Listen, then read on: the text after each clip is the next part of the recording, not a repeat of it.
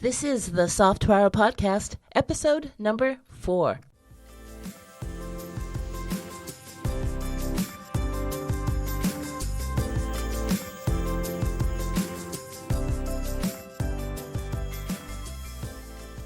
Hi, welcome, and I'm so glad you're here. Do you ever wonder why some people seem to connect with people they've known for a very brief period of time and make it appear as if you're in the presence of old friends when they actually just met? By all appearances, they have a close and harmonious relationship, and whether it's just two people or a small group or maybe a workplace team, the people involved seem to understand each other's feelings or ideas and communicate like old friends or longtime colleagues. That, my friends, is what we refer to as rapport. As this podcast episode is being recorded in the spring, actually May of 2020, the disastrous employment numbers as a result of the coronavirus shows that almost every job is at risk. That means whether you are laid off or furloughed and you're looking for a job, or you have the good fortune to remain employed and receive your regular pay, the competition is going to be fierce when quarantines are lifted, not just in the U.S., but around the world. That means the number of people qualified, willing, and able to do the same job that you're doing now is going to multiply exponentially. Now, what does that mean for you specifically? Well, that means that you're going to have to be so sharp, so polished, and so on your game, perhaps in a way that you've never been before. That's why I'm here for you. And also what the Soft Power Podcast is all about, helping professionals like you stand out in competitive and very often high-stakes situations. Now today, I'm going to not just talk about how you can quickly develop rapport with anyone. I'm going to help you make it actionable. I'm going to share situations with you and tell you what to do to develop rapport in different scenarios. I'm going to let you go and test it out, and I would love it if you could DM me on Instagram and let me know how these suggestions worked out for you. Now, the first tip that I'm going to share with you today is very basic, very easy, and that's just meeting people at their level. So on a recent episode, I shared a story that gave you a very brief glimpse into my first post-college career job when I was working in a luxury hotel, and it was a very formal, high-end setting. So from the general manager and the regional managers down to the unskilled but, of course, very respected and needed positions, we were ladies and gentlemen seeing to the desires of ladies and gentlemen. And it wasn't uncommon for me to work 7 consecutive days a week. So that meant that I was very deep into my job. I was there all the time. I was living and breathing this luxury high-end hotel. So you can understand based on that I took on the persona of a very formal high-end hotel manager. So it likely won't surprise you that my business persona carried over to my personal life and my subsequent career moves. So when I suggest to you that you meet people at their level, it means that if you are always in a formal setting and then for whatever reason, moments later you're in a more light, relaxed, fun environment, it's best for you to not be so buttoned up. You have to develop the ability to size people up quickly and play the best game of, let's call it human chess, that you possibly can. It's always best to be yourself, but at the same time, there were many occasions where people would say to me directly, "Susan, you're so formal." They would say it to me with the way that I spoke. They would say it to me based on how I worded an email. And I came to understand that people were not jiving with me because I came across as being too formal. So the first thing that you want to do, that I want to make sure that you do not make the same mistake, that I did, and that is to meet people at their level. So you don't want to wear a ball gown or a tuxedo to a company picnic. That's a great analogy. Just see what the landscape is and adapt as easily as you possibly can.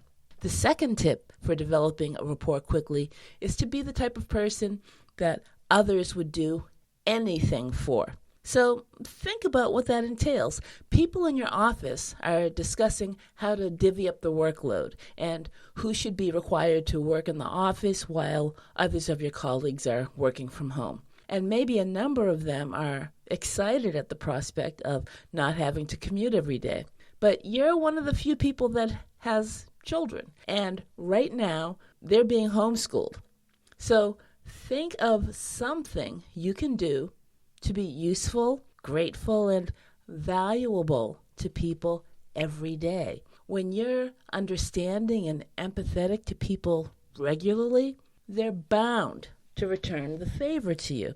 We do things for people who come to us in a friendly, kind, relaxed way. People who are understanding of us. So when you're the one person to think in terms of bringing energy and an upbeat attitude to an environment and have a positive mindset, people are more prompted emotionally to extend kindness to you. That's a great example of being the type of person others would do anything for. So when you ask that favor, to say that, let's say, for example, you would like to be able to work from home at least 3 days per week when your children are being homeschooled, if not every day.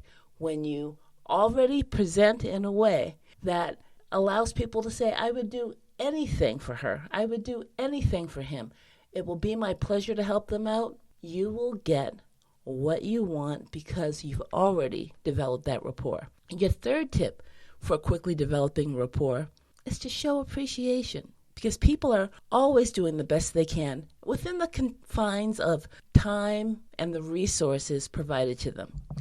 It's all too often too easy to discount the contributions people make, and so easy to get caught up in conversations about someone else's work performance when you truly should be focused on your own. You have to do you and create direct, good, solid relationships with people that don't pass through someone else's filter. This is between you and that other person. You want to appreciate people for the things you see them doing well, and not just noticing, but commenting also. There's just something about appreciation and acknowledgement that makes people perk up, and it instantly makes them a better version of themselves just by virtue of your noticing and mentioning it, particularly if it's for anything that rarely garners a mention. When you show appreciation, you get appreciation. We are talking about developing a rapport, having a good working relationship with people that will do anything for you. This is going to be another differentiating factor between who is kept on and who is let go. Employers are going to want people that work well with others across the board in every way, those people that other people in that workspace like and respect. The fourth tip for developing rapport is to treat other people the way you want to be treated. We hear that all the time, but we have to actually embody it. So what would it take for you to be memorable or to wow people in some way every day? Your long-term success is based on your credibility in establishing just respectful relationships from the start in those first few seconds, no differently than you do when you're trying to make that great first impression. And this is as easy as when you make a conscious effort to associate with people who share your vision and your sensibilities. There's a quote that's always attributed to Jim Rohn, and it's about you're being the average of the 5 people that you spend the most time with. And I believe that that's true. But of course, those 5 people could easily be 2 people or 10 people. You take on the persona of the people that you're associated with. If you associate with people that are not doing their absolute best, it's likely that you're going to be doing the same. You're going to be seen as one of them. You are not going to be the superstar among the 10 other people that are not doing their absolute best. So it's always best for you to be associated with the absolute top rung people that you possibly can be associated with. The next tip for developing rapport is to simply just be genuine. Be the true you, the real you. Come across in the way that makes you feel good, knowing that you are a kind, generous, caring person. These days, people have become so self-centered. Sometimes when you express genuine interest in someone, it can simultaneously seem suspicious and unexpected. You can't sincerely be a person of value to someone unless you first let them know that they're being heard. The more you show you're listening to them and you're genuinely interested, the more likely they are to be relaxed and willing to share. Be your natural, kind, giving self. People will see that. They'll feel it. And they, in turn, will do the same for you.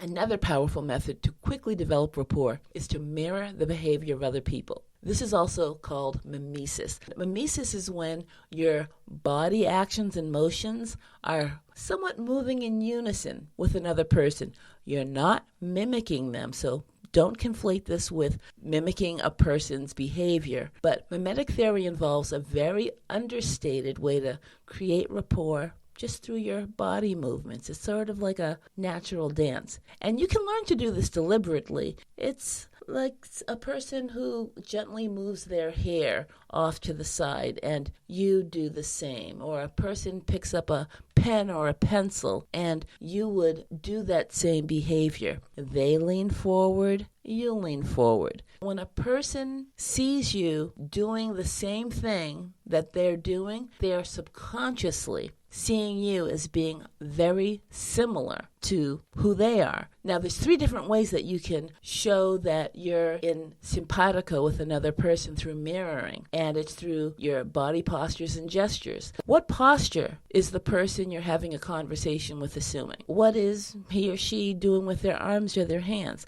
Are they leaning forward or backward? When you observe and then match the posture and gestures, then that person is going to see you as being very similar to them. But on the other hand, if they're waving their arms frantically, you don't want to mimic over-the-top body language. Another way is just through their energy level. What is the energy of the person that you want to create this rapport like? Are they quiet and reserved or high energy? If they're timid, it might be perceived as aggressive if you're too high energy, so you want to tone it down. And finally, just by the tone of their voice and the speed of their speech, if they're speaking in hushed tones, then you want to lower your voice as well. If, on the other hand, if they're speaking very quickly, you want to just speed up a beat or two, but not too fast, because you want to avoid mimicking a person. Now, I saved what may be the easiest for last, and that's simply to find common ground through shared interest. Sometimes the best way to create an instant bond is by identifying the things you already have in common. You know commonalities exist largely because you're in the same place and space. You are working at the same company or you're attending the same conference, and there's a high likelihood if you plug their name into LinkedIn, several shared connections would appear. When you engage in conversation with a person, you'll discover their outside interests, their hobbies, where they like to travel, where they went to school, where they live, just by asking key questions that are more likely to be common interests that you share. That is how you quickly develop a rapport with someone. When you have common interests to talk about, it makes conversation easy and it can build a lasting initial connection and a bond that lasts very long and becomes very strong. Now it's your turn. Take any of these tips and implement them as soon as possible. They're as useful in building rapport in virtual meetings as they are face-to-face. Don't feel that if you are not in your regular workspace as you listen to this, that you cannot implement month. All you have to do is remember that rapport is the basis for solid connections or relationships with someone else. They are the start of a harmonious understanding with another person or group, and similar to first impressions, it'll have a long-term impact on your relationships. Sometimes rapport happens naturally, and it's completely free of effort. We've all had experiences where we've hit it off or we get along well with someone without having to try, and this is how business and personal friendships start. This could very possibly change your life. So tell me, what's your greatest interpersonal or social skills challenge? Do you struggle to speak up in meetings or to stand out in competitive places? You can DM me on Instagram at Susan Calendar Business Class. And if you're considering working with a coach to up your professional game, I have a guide that'll help you determine if coaching relationships will work for you. You can get a copy at businessclass.expert/7 questions. Thanks for joining me today. Bye for now.